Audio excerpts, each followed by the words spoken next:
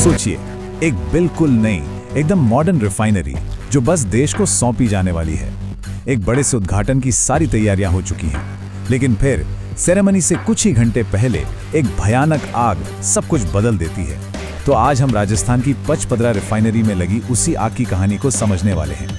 ये जो लाइनें हैं ये सीधी न्यूज़ रिपोर्ट से हैं जो उस दिन के डरावने मंजर को बताती हैं। मतलब ये कोई छोटी मोटी आग नहीं थी, बल्कि एक ऐसा नज़ारा था जो किलोमीटरों दूर से दिख रहा था। एक बहुत बड़े इंडस्ट्रियल संकट का सीधा सीधा संकेत। और यहीं पर इस कहानी में एक बहुत बड़ा ट्विस्ट आता है। टाइमिंग देखिए, प्रधानमंत्री अगले ही दिन इस रिफाइनरी का उद्घाटन करने वाले थे। बस इसी एक बात ने इस आग को एक छोटी मोटी घटना से उठाकर सीधा नेशनल न्यूज़ बना दिया। तो चलिए पहले ये समझते हैं कि आखिर ये रिफाइनरी इतनी जरूरी क्यों थी।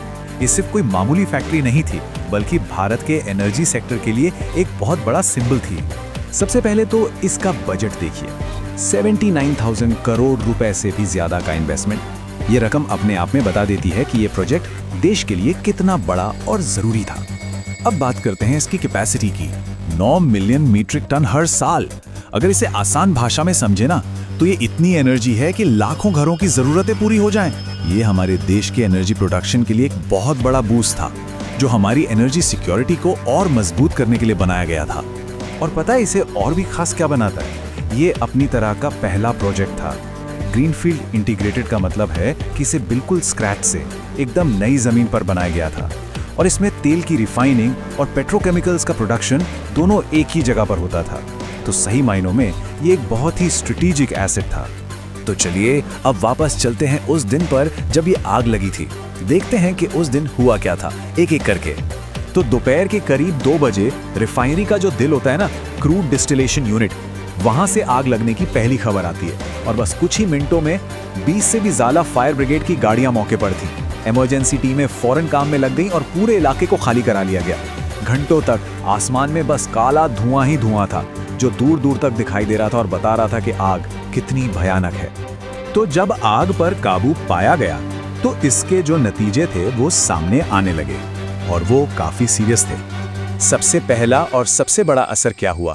प्रधानमंत्री का जो दौरा था वो कैंसिल हो गया। ये अपने आप में एक बहुत बड़ा सिग्नल था कि सिचुएशन कितनी गंभीर है और रिफाइनरी किसी भी हाल में ऑपरेशंस के लिए तैयार नहीं है।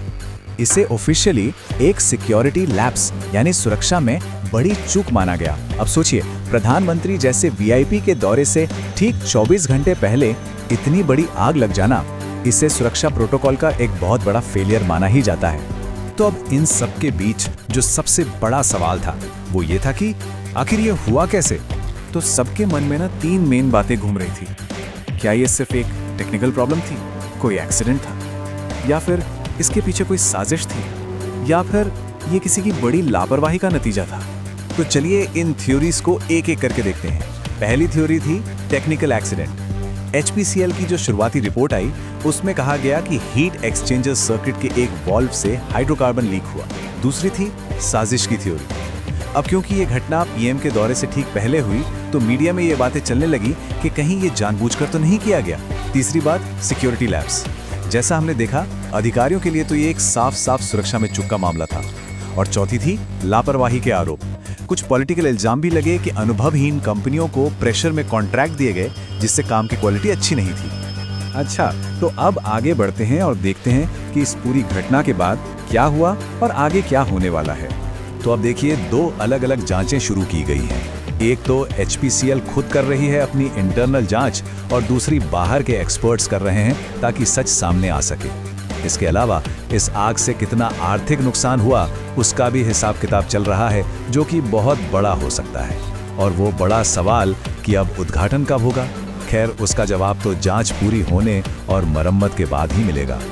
तो आखिर में ये घटना हमें एक बहुत बड़े सवाल पर लाकर खड़ा कर देती है।